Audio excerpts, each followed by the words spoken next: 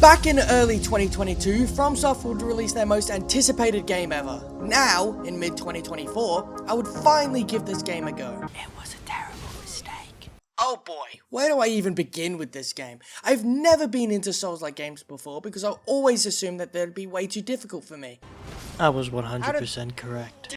But after finally beating Dark Souls 3 earlier this year, I decided that it was finally time to beat Elden Ring. Welcome to the review of Elden Ring. If you're looking for an extremely hard and arduous experience, then Elden Ring is the game for you. No, but seriously, this game is not new player friendly. I spent almost an hour and a half just fighting the Tree Sentinel because I thought he'd be the easiest to kill. Oh, ow. Finding anything in this game can be an absolute nightmare to the inexperienced, and surfing Reddit pages and Twitter threads would only leave you dazed because what are they talking about? Can't be English, right? Oh, I assure you, Shibriri is an actual word in the game. Okay, but let me just start actually talking about the game now.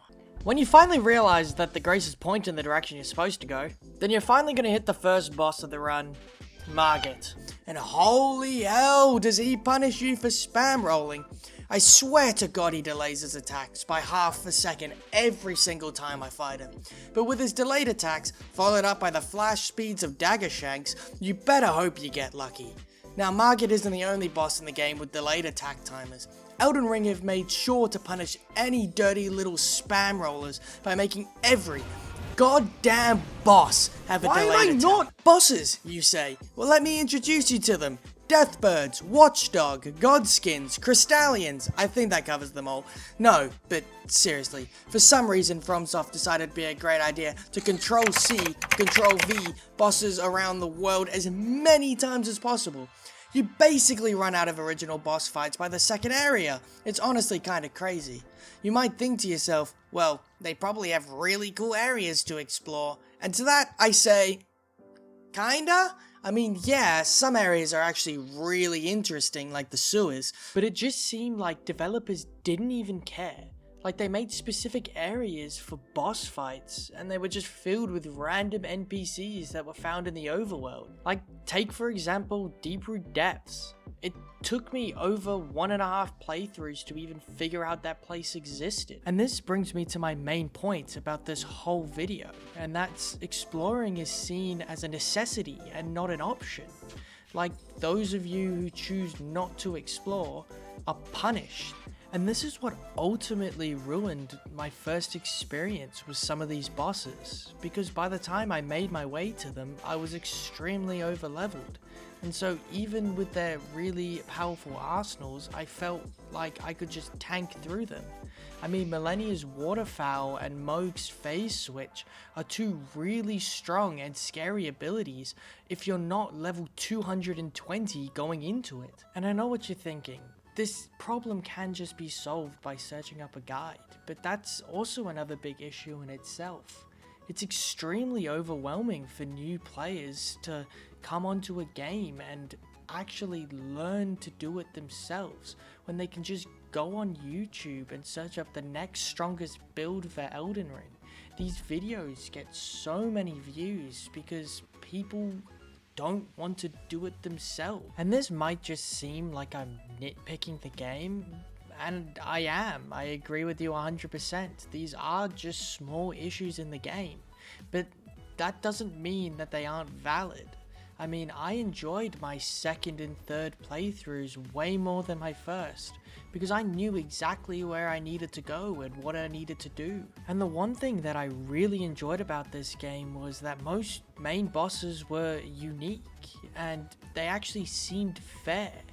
I mean, bosses like Morgott and Malekith, although they were kicking my ass, actually didn't seem like it was at fault of their own, but my own fault for not being good enough. And this actually made it feel extremely validating and rewarding after beating these bosses, because I could actually think to myself that I didn't just get lucky in beating them, I beat them out of my own merit. The same cannot be said for Fire Giant though. I personally believe that that is the worst and most poorly designed boss in Soulsborne history. Now, I'm not going to get into specifics with Godskin Duo and Fire Giant because I think everybody has given their opinion on why those two boss fights suck. But what I did want to talk about is boss level design. Way often than not, I would walk into a catacomb or a cave and I'll just be underwhelmed with what developers have done with it. I mean, they would take the same old NPC bosses like imps or miners and just flood these caves and catacombs. And the worst part about it all is by the time you got to the bottom of these catacombs and caves, it was just bosses that you had seen before, just reskinned. It just was really underwhelming to get all the way to the bottom of a cave and just have to fight just a bigger enemy of what you just ran through. And this isn't even mentioning the small boss arena that is often filled with 2 or 3 enemies at a time that you have to battle in. I mean, a lot of the times these bosses would have AoE attacks that just hit you because there's literally nowhere to run or dodge. On my first playthrough, it took me like 20-25 minutes to get Lord of Blood's Exaltation because those 2 dogs plus the enemy that you have to fight were all just chain attacking me at a time and there was literally nothing I could have done. The sheer number of gank fights in these dungeons and catacombs is honestly overwhelming. It just seemed like developers had no idea what they were actually doing and just decided to slap 2 enemies in a room because it was easier than making a whole new boss. It honestly feels like if you're not part of the main bosses that you actually have to fight, you just get thrown to the curb. It just makes the game just look very unpolished in that aspect of being sold as an open world game, but not feeling like an open world game. I will say, although some of the open world aspects of the game do fall flat, that the main part of the game is amazing. I genuinely felt that no matter what I decided to spec into, if it was health, if it was strength, if it was dex, if it was faith, or even arcane, that there were multiple different items in the game that I could find fairly quickly that could fill that gap and be a viable option. I will say, although I was saying the optional boss fights weren't fun, I wasn't talking about them all. I mean, there were a bunch of fights that I actually really enjoyed in the main game.